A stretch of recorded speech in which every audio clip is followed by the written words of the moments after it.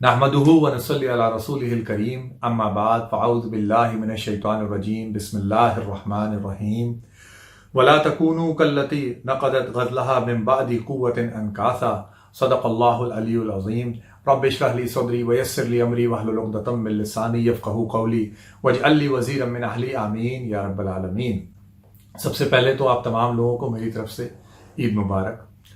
आज जिस मौजू को हम बहुत कम वक्त में डिस्कस करेंगे और कोशिश करेंगे कि उसको कम से कम वक्त में समेट लें, वो ये है कि हम रमज़ान के बाद अपने ईमान का मेयार, अपने तकवा का मेयार, अपने ईमान का लेवल, अपने तकवा का लेवल किस तरह बरकरार रख सकें, या कम से कम अगर वो नीचे जाए तो इतना नीचे ना जाए कि वो रमज़ान से पहले वाले लेवल के ऊपर आए, बल्कि हम ये देखेंगे कि हम किस तरीके से अपने ईमान के लेवल को, जो कि हमारे रमज़ान से पहले था, उससे बेहतर कर लें।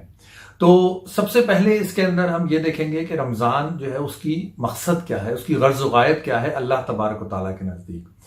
जिन लोगों ने इस्तक़बाल रमज़ान प्रोग्राम लिया था उनको ये बात हमने उसमें डिटेल से डिस्कस की थी कि दरअसल इसका मकसद ये है कि हम अपना जो हैवानी जिस्म है उसकी ग़िज़ा को कम करते हैं और अपना जो रूहानी जो वजूद है उसकी ग़िज़ा को बढ़ाते हैं इस रमज़ान के महीने में कुरान के ज़रिए से। और इसका जो मेन मकसद है वो यही है कि हमें जो है वो तकवा हासिल हो, हमें जो है परहेजगारी हासिल हो। अल्लाह तबारक व तआला कुरान में भी इसका ही मकसद बताते हैं। तो ये जो महीना है ये हमारे लिए दरअसल एक रूहानी जो ताकत है वो हासिल करने का तरीका है। ये एक शॉर्ट कोर्स है, ये एक बूट कैंप है कि हम किस तरीके से रूहानी ताकत को अपनी बढ़ा सकें इस रमज़ान के महीने में। और इस महीने में हमने अल्हम्दुलिल्लाह सुम्मा अल्हम्दुलिल्लाह अपनी इबादत की लज्जत को महसूस किया, अपने तकवा की जो मिठास है उसकी जो लज्जत है उसको महसूस किया, अपने जो मुसलमान होने की जो कंटेनमेंट है वो हमने उसको अपने दिल में महसूस किया अल्हम्दुलिल्लाह। अच्छा, अब ये तमाम चीजें आसान क्यों हुई? आपको पता है, आपके सामने वो तमाम हदीस हैं कि रमजान के महीने में शैतान को जकड़ दिया जाता है। इस वजह से ये तमाम चीजें ये आसान हुए हमारे लिए। अल्लाह तबारक व तआला ने इसको हमारे लिए आसान कर दिया कि हम ये तमाम की तमाम चीजें हासिल कर सकें। और हम लोगों को अल्लाह तबारक व तआला ने, जो लोग जमात से नहीं नमाज पढ़ते थे उनको भी अल्हम्दुलिल्लाह आजकल घर में जमात जो है वो करवा रहे हैं लोग, तो उनको जमात से नमाज पढ़ने की, जो लोग पूरा साल जो है वो कुरान नहीं पढ़ते थे उनको रोजाना कुरान पढ़ने की, सुनने की, सुनाने की जो है वो तौफीक अल्लाह तबारक व तआला ने दी। और इसी तरीके से अल्लाह तबारक व तआला ने इस महीने के जरिए से हमें इस बात को, हमारे अपने लिए ये बात साबित कर दी कि हम बेहतर मुसलमान बन सकते हैं। रमजान से पहले हम जैसे मुसलमान थे, इस रमजान के महीने ने यह बात साबित कर दी कि हम उससे बेहतर मुसलमान यकीनन बन सकते हैं। ठीक है, अब इसके अंदर, इससे पहले कि मैं एक्शन आइटम्स पे आऊं, मैं अपनी जो असल बात है उसके ऊपर आऊं, दो अहम चीजें हैं जिसका मैं इशारा करते हुए इस बात को आगे जो है वो लेके चलता हूं। सबसे पहली चीज क्या है कि अल्लाह तबारक व तआला के नजदीक एक इस्तिकामत वाला दायमी अमल वो ज्यादा महबूब है, या एक वक्त में किया जाने वाला बहुत बड़ा बहुत अच्छा अमल जो कि कंटिन्यूएशन में ना हो, वो चीज ज्यादा महबूब है। सही बुखारी की हदीस है, अल्लाह के रसूल सल्लल्लाहु अलैहि वसल्लम ने फरमाया, अहब्बुल अमाली इलल्लाहि तआला अदवमुहा व इन अक़ल, यानी अहब्बुल अमाली, अल्लाह ताला को सबसे महबूब अमल, अहब्बुल अमाली सबसे महबूब अमल, इलल्लाहि ताला अल्लाह ताला के नजदीक, अदवमुहा कौन से हैं? जो कि दायमी अमल हैं, जो कि हमेशा रहने वाले अमल हैं, जो कि चलने वाले अमल हैं, जिनको कि इंसान बार बार करता रहे, इस्तिकामत के साथ करता रहे। व इन अक़ल, बेशक के वो थोड़े हों, बेशक के वो कम हों, लेकिन वो दायमी अमल अल्लाह तबारक व तआला को ज्यादा महबूब हैं बनिस्बत इसके कि कोई एक बड़ा काम करे और साल में एक बार करे इंसान। ठीक है, एक तो पहली बात ये हो गई। दूसरी बात कि नेक आमाल के कबूलियत की जो सनद है, उसका जो लिटमस टेस्ट है वो ये है कि वो मजीद नेक आमाल अपने साथ लेके आते हैं। ठीक है, नेक अमाल के कबूलियत की जो सनद है वो ये है कि वो अपने साथ मजीद नेक अमाल को लेके आते हैं। यानी जब इंसान कोई नेक अमल करता है तो अल्लाह तबारक व तआला उसको और नेक अमल करने की तौफीक दें, ये इस बात का सबूत है कि उसका वो जो नेक अमल था वो कबूल हो गया, अल्लाह तबारक व तआला ने उसको कबूल कर लिया। इन दो के बाद اب ہم آگے چلتے ہیں کہ ایکشن آئٹمز کیا ہیں. ٹھیک، نمبر 1 سب سے پہلی چیز کیا ہے؟ دعا. دعا سب سے پاورفل، سب سے اچھا، سب سے بہترین ہتھیار ہے بندہ مومن کے لیے. یہ سب سے زیادہ پرائم امپورٹنس کی چیز ہے. تو جو بھی چیز آپ چاہتے ہیں اس کو جو ہے وہ دعا کے ذریعے سے اللہ تبارک و تعالیٰ سے مانگیے. نمبر 2 محاسبہ. محاسبہ کرتے رہنا چاہیے. محاسبہ جو ہے وہ ایک بہت امپورٹنٹ چیز ہے.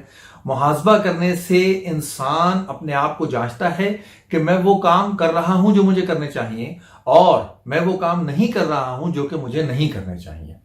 اس کے اندر میں آپ کو جو ہے وہ 2 جو اولیاء کرام ہیں اپنے وقت کے، ان کے جو ہے میں آپ کے اقوال آپ کے سامنے جو ہے وہ رکھتا ہوں. حضرت میمون بن مہران تابعی رحم اللہ نے فرمایا کہ بندہ اس وقت تک پرہیزگار نہیں ہوتا جب تک کہ وہ اپنے آپ سے سختی سے حساب نہ لے. اتنا سختی سے حساب جتنا کہ وہ اپنے کاروباری ساتھی سے لیتا ہے. یعنی کسی کے ساتھ اگر بزنس پارٹنرشپ کی ہے تو اس کو چھوڑ نہیں دیتا کہ اچھا تم بزنس چلاؤ، جو ہو رہا ہے جیسے ہو رہا ہے تمہاری مرضی. وہ اس سے روزانہ، ہر ہفتے، ہر مہینے پوچھتا ہے کہ ہاں بھائی بزنس کیسا چل رہا ہے، کیا پروفٹ ہے، کیا لاس ہے، ہم لوگ کیا کر سکتے ہیں کہ جو پروفٹ ہے وہ بھی کیسے بہتر ہو اور لاس ہے وہ کم ہو. تو یہ انہوں نے یہ بات فرمائی کہ انسان اس وقت تک پرہیزگار نہیں ہوگا جب تک کہ وہ اپنے آپ سے، اپنے نفس سے اس حد تک سختی سے حساب نہ لے جتنا کہ اپنے کاروباری ساتھی سے حساب لیتا ہے. اسی وجہ سے یہ کہا گیا تھا کہ روح بے اعتماد ساتھی ہے. اگر آپ اپنا محاسبہ نہیں کرتے تو یہ آپ کے سرمایے کے ساتھ فرار ہو جائے گی. یعنی اگر اپنے کاروباری ساتھی کا محاسبہ نہیں کریں گے تو وہ آپ کے سرمایے کو لے کے ڈوب جائے گا. اسی طریقے سے روح بھی جو ہے وہ بے اعتبار ساتھی ہے، اس کا محاسبہ کرتے رہنا چاہیے. حضرت حسن البصری رحم اللہ نے فرمایا کہ حقیقی مومن اپنے نفس کا نگہبان ہے اور اس کی روح کو اللہ کی خاطر محاسبہ کرنے کے لیے مستقل ہمیشہ پکارتا رہتا ہے. پھر اس کے بعد آگے فرماتے ہیں کہ قیامت کے دن حساب کتاب صرف ان لوگوں کے لیے آسان ہوگا جو اس دنیا کی زندگی میں محض اپنی جانوں کو محاسبہ کرنے کے لیے کہتے رہتے ہیں، اور قیامت کے دن حساب کتاب ان لوگوں کے لیے مشکل ہوگا جو دنیا کی زندگی بسر کرتے ہیں بغیر اپنی ضمیر کی جانچ کیے ہوئے، بغیر اس کا محاسبہ کیے ہوئے، اور اپنے آپ کو محاسبے کے لیے اپنے محاسبے کے کٹہرے میں اپنے آپ کو کھڑا نہیں کرتے. ان لوگوں کے لیے قیامت کا حساب جو ہے وہ مشکل ہوگا. اب اس کے بعد پہلی چیز میں نے آپ کو بتائی تھی دعا، دوسری چیز میں نے آپ کو بتائی محاسبہ. تیسری چیز کیا ہے کہ کم عمل کے اوپر قناعت نہ کریں. ٹھیک ہے، اپنی جو گڈ ڈیڈز کی جو بار ہے، اس کا جو لیول ہے، اس کو ایلیویٹ کریں کہ اچھا یہ کام تو میں نے کم از کم کرنا ہی ہے، ہر صورت کرنا ہے. اپنے نفس کو اس بات کے اوپر جو ہے وہ قائل کر لیں، آمادہ کر لیں، اس کو زیر کر لیں کہ یہ کام تو مجھے کم از کم کرنا ہی کرنا ہے. ٹھیک ہے، یہ چیز ہر ایک کے لیے اپنی ہے، ہر ایک کے لیے جو ہے وہ اپنا اس کا شاکلہ، اس کے حساب سے جو ہے وہ اس کے لیے یہ چیز ہے. لیکن اس کو جو ہے وہ اپنے گرہ میں باندھ لیں کہ اپنی جو گڈ ڈیڈز ہیں ان کو جو ہے وہ ہمیں بہتر کرنا ہے. شروع میں نے آپ کے سامنے قرآن مجید کی آیت جو ہے وہ تلاوت کی کہ وَلَا تَكُونُوا كَالَّتِي نَقَضَتْ غَزْلَهَا مِن بَعْدِ قُوَّةٍ أَنْكَاثًا. یعنی اس عورت کی طرح نہ ہو جانا جس نے محنت سے سود کاٹا اور پھر اس کو توڑ کر ٹکڑے ٹکڑے کر ڈالا. یہ رمضان کے مہینے میں الحمدللہ ہم نے ایمان کا، تقوی کا ایک لیول اچیو کیا ہے. اس کو ہمیں اس عورت کی مثال کی طرح جو قرآن میں اللہ تبارک تعالیٰ نے فرمایا کہ خود سے اس کو توڑ کر ٹکڑے ٹکڑے نہ کر دے، ہمیں ایسا نہیں ہونا ہے. اور یہ وہ چیزیں ہیں جس کے اوپر ہم عمل کریں گے تو انشاءاللہ اللہ نے چاہا تو یہ چیز جو ہے وہ ضرور ہم اچیو کر سکیں گے. اس کے بعد چوتھے نمبر کی چیز کیا ہے؟ صحبت صالحین. ٹھیک ہے، اللہ تبارک و تعالیٰ نے فرمایا کونوا مع الصادقین. اللہ کے نبی صلی اللہ علیہ وسلم نے فرمایا المرء علی دین خلیلہ، انسان اپنے دوست کے دین کے اوپر ہوتا ہے. اچھا، اب چونکہ کووڈ-19 کی لاک ڈاؤن کی سچویشن ہے، سوشل ڈسٹینسنگ ہے، تو اب ہماری جو صحبت ہے وہ کس چیز کے ساتھ ہے؟ وہ ہمارے گیجٹس کے ساتھ ہے، وہ ہمارے فیس بک پیجز کے ساتھ ہے جن کو کہ ہم نے لائک کیا ہوا ہے، وہ ہمارے یوٹیوب چینلز کے ساتھ ہے جن کو کہ ہم نے سبسکرائب کیا ہوا ہے، وہ جو صحبت ہے وہ ہمارے انسٹاگرام اکاؤنٹ کے ساتھ ہے. تو یہ چیز جو ہے وہ ہمیں خود اپنا محاسبہ کرنا ہے کہ ہم ان تمام چیزوں کو جو کہ اللہ تبارک و تعالیٰ کے نزدیک حرام ہیں ان کو حرام جانیں اور ان سے بچیں، ان سے دور رہیں. اور وہ تمام چیزیں جو کہ حلال ہیں، جو کہ اللہ کی رضا اور اللہ تبارک و تعالیٰ سے قربت دلانے والی ہیں، ان سے جو ہے وہ زیادہ سے زیادہ جو ہے وہ ہم ان سے قریب ہو جائیں. پھر اس کے بعد پانچویں بات وہ یہ ہے کہ کوئی 3 بری عادتیں جو کہ میں نے اور آپ نے رمضان میں چھوڑی تھیں، ان 3 عادتوں کو دائمی طور پہ ہم چھوڑ دیں. ٹھیک ہے، یہ 5واں ایکشن آئٹم میں آپ کو کیا بتا رہا ہوں کہ کوئی ایسی 3 عادتیں جو کہ رمضان میں آپ نے چھوڑی ہوئی تھیں اس کو دائمی طور پہ چھوڑ دیں. جیسے کچھ لوگ اسموکنگ کرتے ہیں، تو اگر رمضان میں جو ہے اور روزوں میں آپ نے جو ہے وہ اسموکنگ چھوڑ رکھی تھی تو اب اس کو دائمی طور پہ ہمیشہ کے لیے چھوڑ دیں. اگر رمضان میں آپ ٹی وی سے، نیٹ فلکس سے، یوٹیوب سے، موویز سے آپ دور تھے، آپ نے نہیں اس کو کیا، تو پھر اس چیز کو اپنی دائمی عادت بنا لیں. میں بھی بنا لوں، آپ بھی بنا لیں کہ ہم اس چیز سے ہمیشہ کے لیے دور ہو جائیں. پھر اگر میوزک سنتے تھے تو میوزک رمضان میں نہیں سنی تو اس کو دائمی عادت بنا لیں کہ اس سے جو ہے وہ دور ہو جائیں. پھر نگاہیں رمضان میں جو ہے وہ ہم نیچے کرتے تھے، حرام چیزوں کو جن کو اللہ نے منع کیا ان کو نہیں دیکھتے تھے، تو غیر رمضان بھی اس کو اپنی دائمی عادت بنا لیں کہ غض بصر ہی کریں گے اور اپنی نگاہوں کو نیچے ہی رکھیں گے.